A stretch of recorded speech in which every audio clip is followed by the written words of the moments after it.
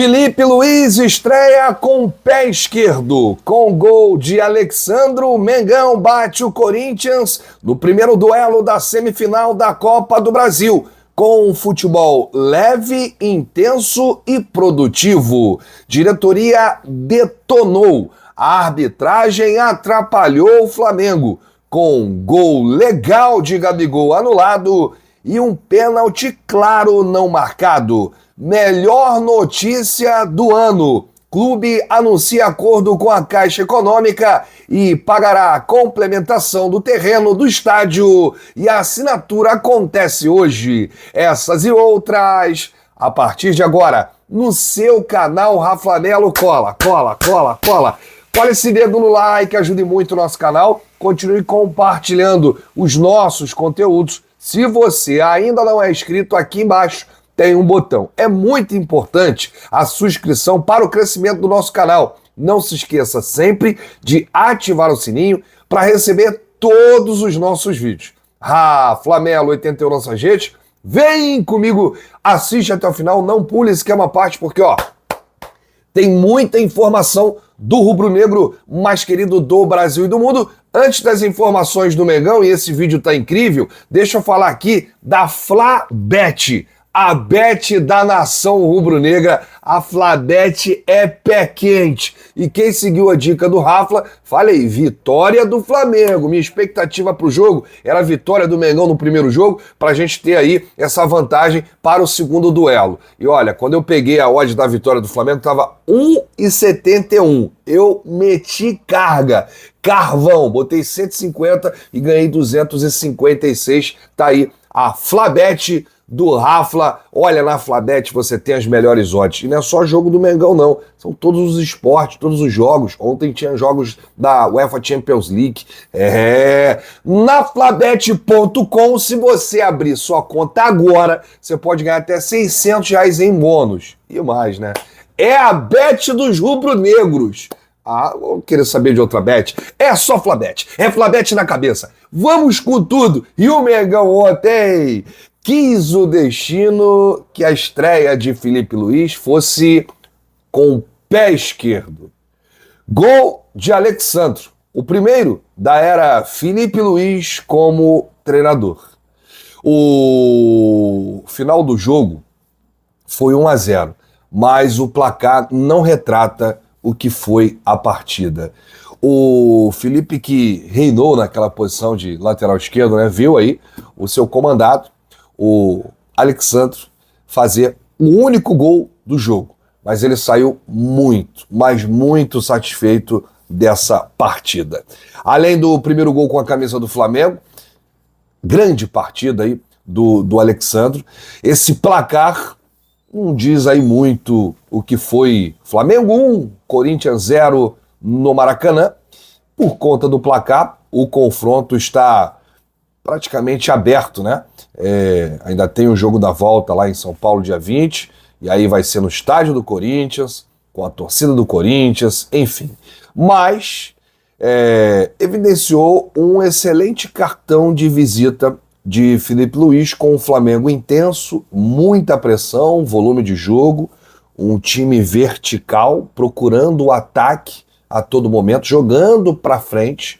Não tem mais aquele Flamengo que gira para um lado, gira para o outro, vai para o outro lado, tenta no meio, volta, vai para o outro lado. Não, é um Flamengo intenso, agressivo e vertical, né? E a estreia deu aí bons sinais e trouxe esperança no horizonte, seja pela postura do time ou pela presença de Filipe Luiz à beira do gramado. A verdade é que foi um Flamengo em que o torcedor não via há muito tempo. Eu fiquei surpreso, eu achei que o Filipe Luiz ia mudar o Flamengo de alguma forma, mas não achava que seria agora. Com pouco tempo, o Filipe teve um treino com todo o elenco à disposição, que foi o treino de terça-feira. Na segunda, os titulares que estiveram em campo contra o Atlético Paranaense realizaram um trabalho regenerativo. E na terça, o Filipe teve todo o grupo à disposição. Bom, o primeiro tempo do Flamengo foi um verdadeiro amasso rubro-negro. O Corinthians não conseguiu pensar, não conseguiu tocar na bola. Foi possível ver um Flamengo vertical, com jogadores atuando bem mais próximo e uma movimentação bastante intensa. Time controlando o jogo, valorizando a posse de bola, com toques rápidos e se mantendo no campo de ataque. Resultado disso, muitas chances criadas. Foram 7 até o gol de Alexandro. Teve uma letra do Gabigol, eu vou te falar. Ô Hugo Souza, tu ontem tava com os negócios aí no corpo, né? Pegou até pensamento. É, rapaz. A letra do Gabigol, o chute do Arrascaeta, tudo isso no primeiro tempo. O segundo tempo também foi um amasso. Muitas oportunidades. Olha, o Flamengo terminou o jogo com 55% de posse de bola. 19 finalizações, sendo 9 no alvo. O Flamengo chutou 9 bolas no gol. No gol, acertou o gol. Além disso, 6 finalizações defendidas e 2 na trave. Foram 508 passes trocados, apenas 68 incompletos. Ao todo, 27 desarmes. Vamos aqui às primeiras palavras de Felipe Luiz no pós-jogo, na coletiva. Ele disse o seguinte: tinha um planejamento, um objetivo muito claro no pós-carreira. Eu me preparei por muitos anos e estou aqui. Antes ou depois ia acontecer. Uma hora eu sabia que ia acontecer. Tentei me preparar o mais rapidamente possível para poder viver desse lado, o lado do treinador. Não é fácil. Hoje eu estou falando com vocês depois de uma vitória, que é mais fácil. Mas vão existir dias em que eu vou estar falando aqui após uma derrota, que vai doer, mas é a profissão que eu escolhi. Sou muito apaixonado pelo que faço. Não importa ficar noites sem dormir para poder estudar e deixar tudo preparado para os jogadores. Eu não tenho dúvidas que, fazendo as coisas com paixão, a gente está no caminho certo, comentou aí o Felipe. E disse: o que eu peço aos meus jogadores não é fácil. Pressionar 90 minutos não é fácil. Eu quero tentar, porque eu sei que dá, porque eu já fiz. Os problemas físicos vão acabar acontecendo, mas é um risco que eu quero correr. Sou privilegiado de ter um elenco desse na mão. Olha, um pensamento totalmente diferente do antecessor. Um pensamento totalmente diferente do antecessor. O Tite ficava assim: não, vai estourar, não pode, tá desgaste físico, é isso, a preparação física. Porque a ciência, uma ova. Olha como é que pensa o Felipe Luiz. Eu peço aos meus jogadores para pressionar 90 minutos. Eu sei que não é fácil, mas dá para fazer porque eu já fiz quando era jogador. E se vai estourar, não tem problema, eu vou assumir o risco. E o Felipe vai ser daquela linha do Jorge Jesus, hein? Poupar? Poupar pra quê? O cara foi jogador, ele terminou a carreira agora de jogador. Ele tá dentro lá dos Paranauê, ele sabe como é que funciona isso. Então ele sabe até onde ele pode e onde ele não pode ir. Realmente o Felipe mudou a escalação, aquela surpresa ali com o Gabigol no time titular, de volta à posição de origem. Gabigol, a tua posição onde você se consagrou é aí. Bruno Henrique, na ponta esquerda. Sem invenção. Não tem que inventar e improvisar. Léo Ortiz, você foi feliz e o maior zagueiro do futebol paulista atuando na zaga. A gente elogiou muito o Léo Ortiz quando ele jogou como volante na era Tite improvisado. Mas a posição do cara é zagueiro, é onde ele se sente confortável. E eu vou te falar, o Léo Ortiz neutralizou as ações ofensivas do Corinthians. O Léo Ortiz deu uma paz, uma segurança pro Agustin Rossi. O Léo Ortiz se completava com o Léo Pereira. O Léo Ortiz caiu como uma luva. E anotem o que eu vou falar. O Léo Ortiz não sai mais da zaga do Flamengo. Não sai mais. Fabrício Bruno é banco. E o Léo Ortiz, se continuar jogando a bola que está jogando, Dorival vai ligar para ele. Vem, meu filho. Volta para a seleção brasileira. Porque o Léo Ortiz é fora de série. E os toques na bola e as transições.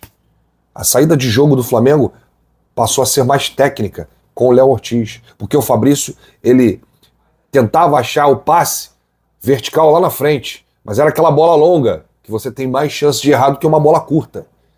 Um passe quebrando as linhas que o Léo Ortiz faz muito bem. Então, o Filipe Luiz ele prefere um time mais técnico, mais compacto, toques curtos, toques rápidos, uma movimentação mais rápida, um time mais intenso, jogando para atacar o tempo todo, agressivo, agredindo o adversário, sem deixar o adversário pensar, do que um time previsível que era. Muita gente olhou e falou assim, esse é o mesmo Flamengo da semana passada? Esse é o mesmo Flamengo que estava no Uruguai? Gente, treinador faz toda a diferença. E futebol é um esporte coletivo.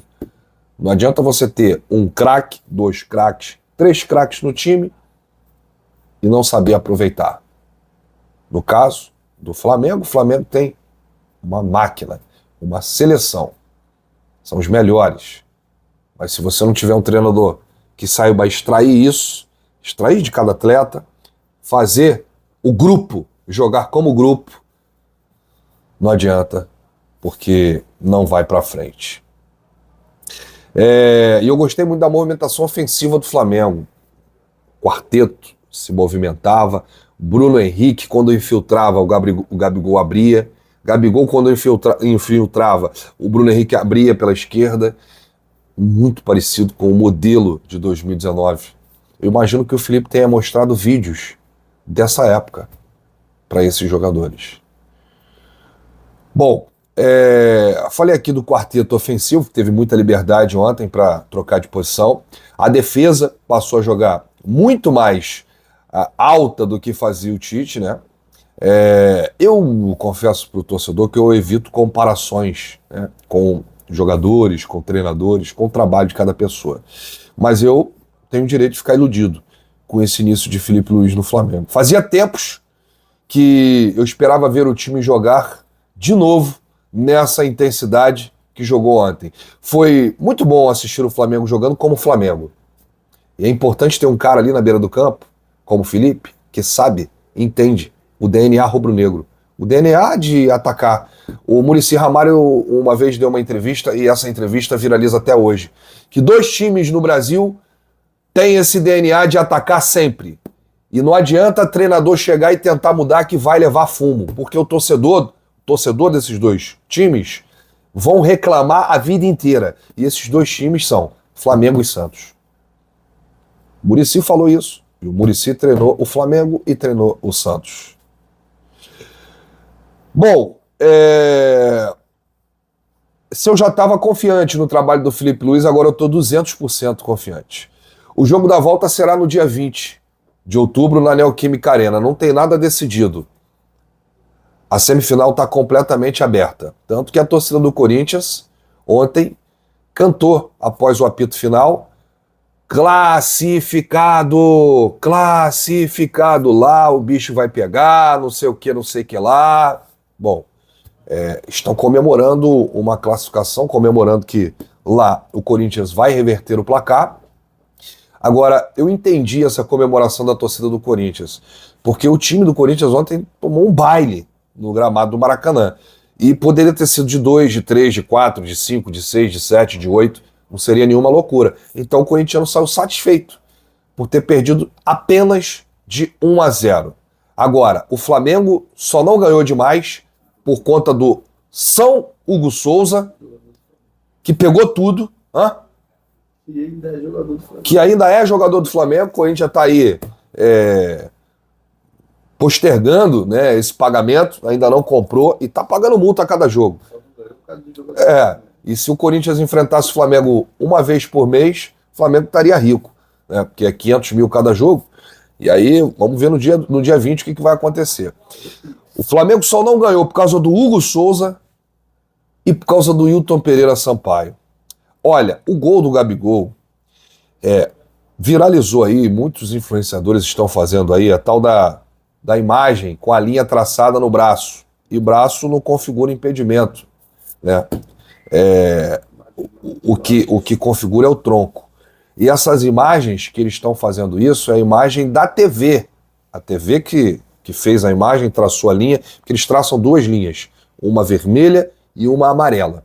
E aí, Tá toda uma discussão, dizendo que o Flamengo foi prejudicado, que o Rodolfo Tolsky Marques, que estava no VAR, operou o Flamengo, enfim, porque hoje você tem a modernidade, né? As câmeras, você pode fazer, acontecer, rever, parar, pausar, aproximar, dar o zoom. Antigamente não tinha isso.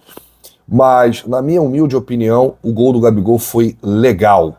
O Gabigol estava na mesma linha, na mesma posição, inventaram lá de colocar um braço, alguma coisa assim, para tirar o gol legal do Gabigol. Agora eu pergunto aos senhores, se fosse lá na Neoquímica Arena, o gol do Yuri Alberto, seria essa novela toda? Não. Ia chamar o VAR só para dar o gol. Não, pode dar o gol. Porque tá rolando alguma coisa estranha aí. Eu tô vendo alguns clubes paulistas e a arbitragem atrapalhando os jogos com esses clubes paulistas. Ver o Palmeiras aí no Campeonato Brasileiro é ridículo. O Palmeiras tem mais pênaltis do que gol. Mais pênaltis a favor do que gol. Todo jogo do Palmeiras tem uma sacanagem. E no final de tudo, nós vamos ver que o Textor estava certo, né?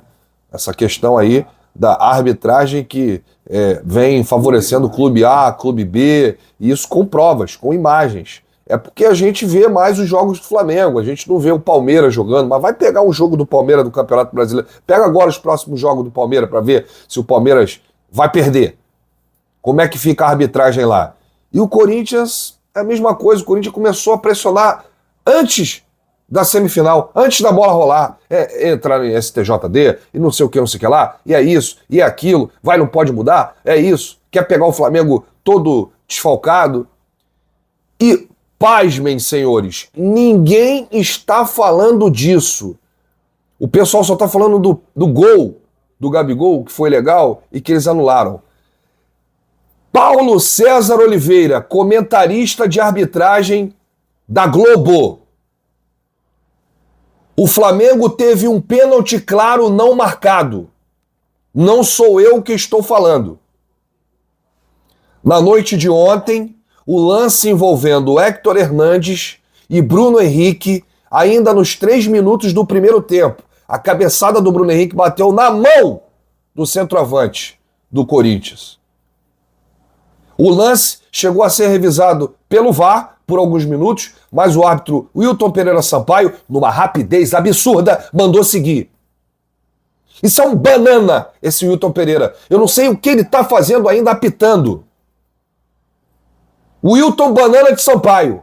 Eu não sei o que ele faz ainda apitando jogos. Esse rapaz ele tinha que estar fora do futebol.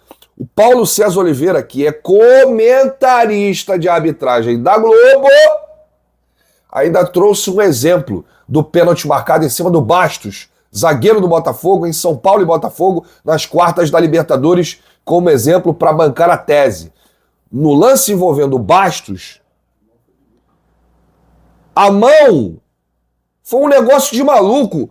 Porra, o Bastos tá de costa, a bola bate na mão, não tem como o cara tirar, é um movimento, sei lá, estranho, um movimento de outro planeta. E eles fizeram uma força danada para dar o pênalti. Se foi pênalti ou não foi, eu quero dizer que, se comparado com o lance de ontem, foi um escândalo darem o pênalti em cima do Bastos e não darem o pênalti no Héctor Hernandes. Eu vou dizer uma coisa para você. O Paulo César Oliveira falou isso ao vivo, tá? E mostrou a imagem várias vezes e pegou a imagem do Bastos lá do jogo Botafogo e São Paulo, da Libertadores, e comparou uma ao lado da outra. E aí, o atacante do Corinthians estava de costas, mas, de acordo com o especialista de arbitragem, o braço dele ampliava o espaço. A bola bateu na mão e mudou a trajetória dentro da área. E o Wilton Pereira Sampaio, numa força e velocidade estratégica, mandou seguir. Vai embora! Agora, se fosse lá na Neoquímica, a bola batendo na mão de um jogador do Flamengo, amigo, aí seria um escândalo. Foi pênalti, tem que dar pênalti. O juiz não sairia lá da Neoquímica Arena. O Marcos Braz, vice de futebol, parece que ele previu que isso iria acontecer. Ele detonou a arbitragem na zona mista depois do jogo. Vamos ouvir o dirigente. Só sobre a atuação também da arbitragem, porque o Wilton Pereira Sampaio hoje teve alguns lances polêmicos. Não adianta, eu não aguento mais. Ontem eu falei que ia acontecer. Então a gente vai pegando, por mais que eu não seja tão velho, mas a gente tem um pouquinho de experiência. Foi isso que aconteceu. É pressão, é problema com logística do Corinthians, é problema. Miam pra caramba, ficam chorando. Aí o que acontece? Vem todo mundo pressionado pra cá e é essa arbitragem aí. Mas isso não é feio pro Flamengo, não é feio só pro futebol, não é feio pro futebol brasileiro. Entendeu? Eles estão botando o futebol brasileiro num norte vergonhoso em relação à arbitragem.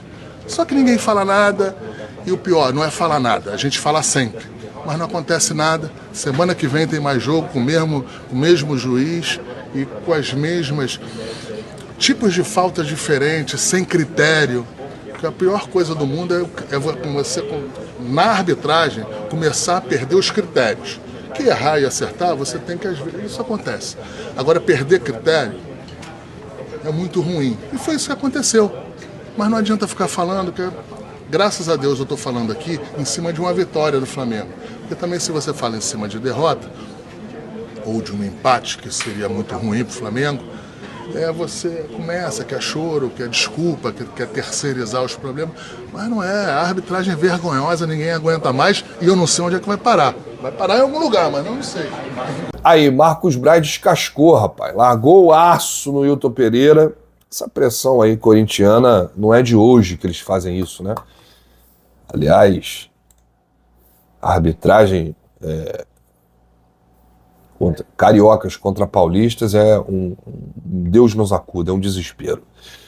Bom, vamos falar aqui da melhor notícia do ano, para a gente dar um refresco.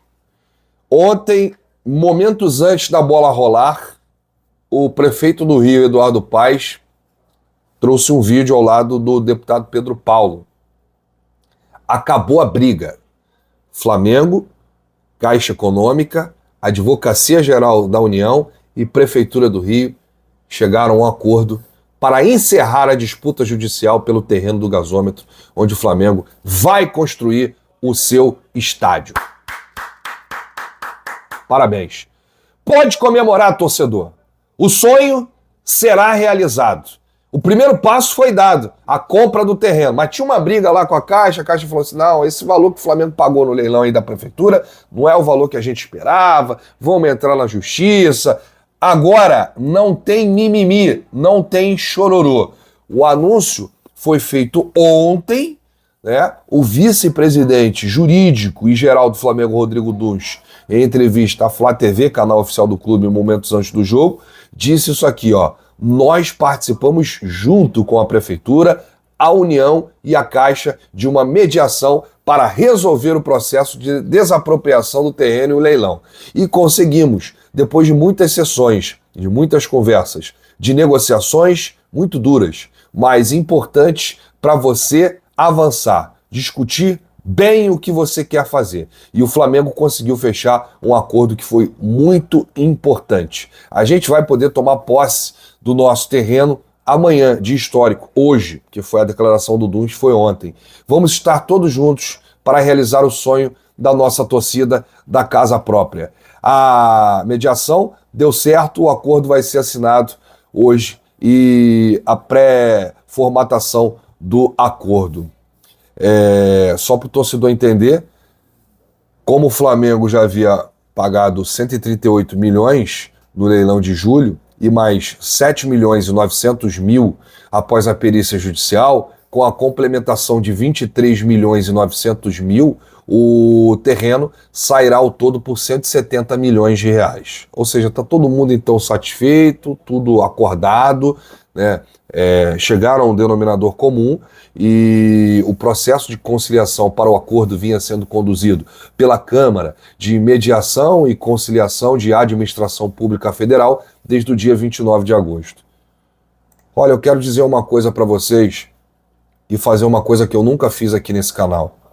Eu não gosto de política, todo mundo sabe, e falo da política nossa do dia a dia, e da política do clube. Mas a gente precisa participar, a gente precisa se inteirar. Depois dessa, que sempre foi o meu maior sonho como torcedor,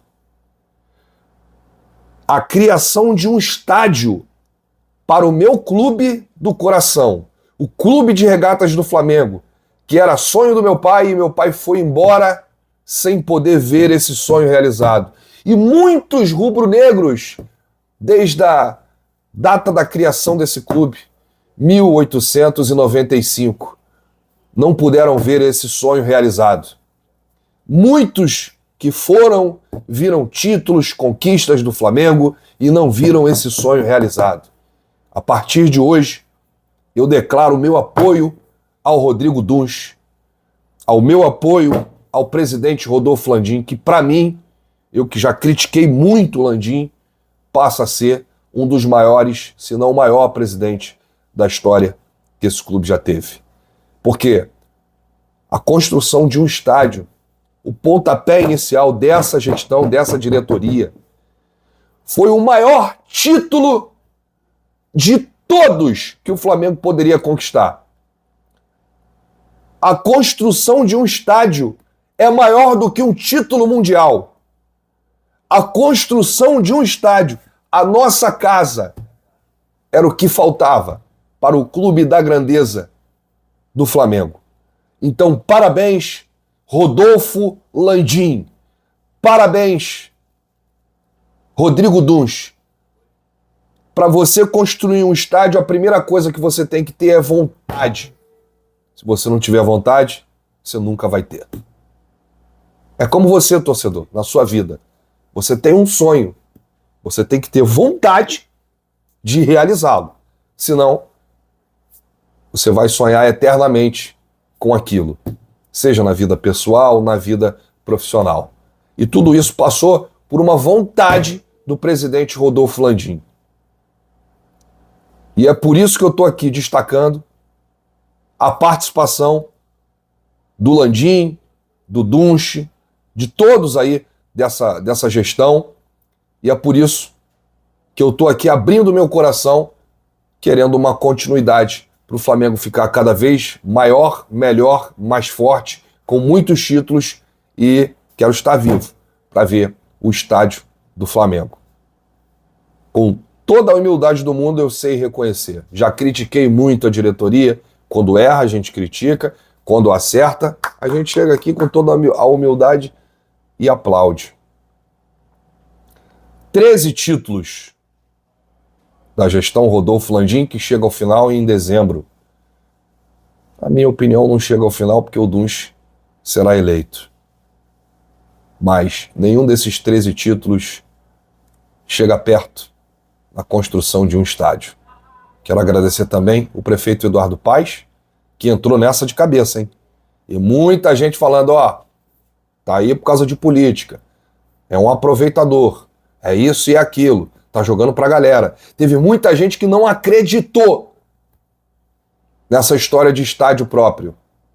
Teve muita gente em rubro-negro, vestido rubro-negro, que jogou pra galera. Esse prefeito é um aproveitador, não vai sair nada daí. Mas numa coisa gigantesca dessa, na magnitude que é a construção de estádio, que envolve tudo e todos, até o presidente da República, que hoje é o Lula, mas poderia ser o Bolsonaro ou qualquer outro, depende de todas as forças, de tudo e de todos. E o Flamengo conseguiu. Hoje tem a assinatura, o acordo. E em outubro, ou no máximo novembro, tem um lançamento da pedra fundamental. Aí, amigo, os antes choram, porque o Flamengo não tem um estádio, agora tem dois. Porque o Maracanã fica com Flamengo e Fluminense pelos próximos 20 anos. E a nossa casa, seja para 70, 80, 90, 100 mil, eu não quero saber, eu quero é comemorar, porque o Flamengo agora tem o seu estádio. Vamos com tudo, nação rubro-negra, bate no peito e diz, isso aqui é Flamengo, valeu!